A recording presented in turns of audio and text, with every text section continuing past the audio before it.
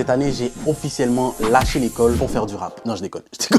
Mais pas tout à fait parce que je fais vraiment de la musique, mais c'est pas que pour ça. En fait, j'ai surtout arrêté l'école parce que je m'y sentais pas du tout à ma place et parce que je vais vous faire une démonstration d'à quoi ressemblaient mes cours de philosophie.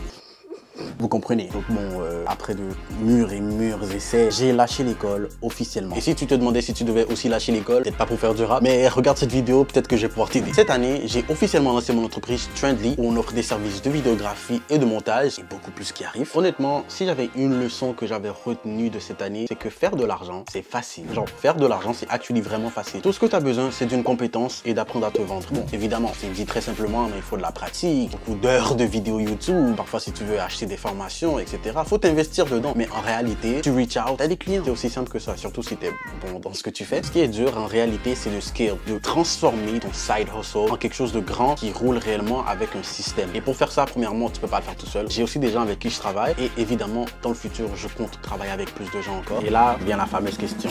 Combien est-ce que tu fais? Est-ce que c'est réellement rentable? Il y a quelques mois, j'avais un job, oui, je sais, c'est assez rare de ma part. Et je gagnais 20 $ de l'heure avec les bonus que je recevais, peut-être même 22, 23 $ de l'heure. Je travaillais 40 heures semaine, 5 jours semaine. J'avais plus aucun temps pour me concentrer sur mes projets. Et après qu'on m'ait foutu dehors pour des raisons purement professionnelles, j'ai décidé de me concentrer pleinement sur mes projets. Disons qu'aujourd'hui, en 3 heures, j'arrive à faire la moitié de ce que je faisais toute la semaine, c'est-à-dire 20 heures de travail. Et j'en suis encore qu'au début, réalistiquement parlant. Comme tout entrepreneur vous dira, c'est pas un chiffre fixe. Ça varie chaque semaine, voire même chaque jour. Donc la fameuse question, est-ce qu'il faut quitter l'école? Non, faites pas comme moi. Mais si tu es réellement sûr de ce que tu fais, que tu as un plan qui est monté et que tu sais où tu t'en vas. Je pense que tu as compris le message. Je veux juste pas le dire parce qu'après ça, on va dire ouais, Naidi a dit quitter l'école. C'est pas vrai. Surtout, quittez pas l'école pour faire du rap. Faites pas ça. En parlant de rap, j'ai un projet qui arrive bientôt. J'ai pas oublié la musique, vous en faites pas. J'ai bossé là-dessus aussi. Et s'il vous plaît, restez dans le bateau parce que je sais, je suis comme un ex toxique. Je reviens à chaque 8 mois. 9 actually. Mais sortez pas du bateau. Restez là. Abonnez-vous.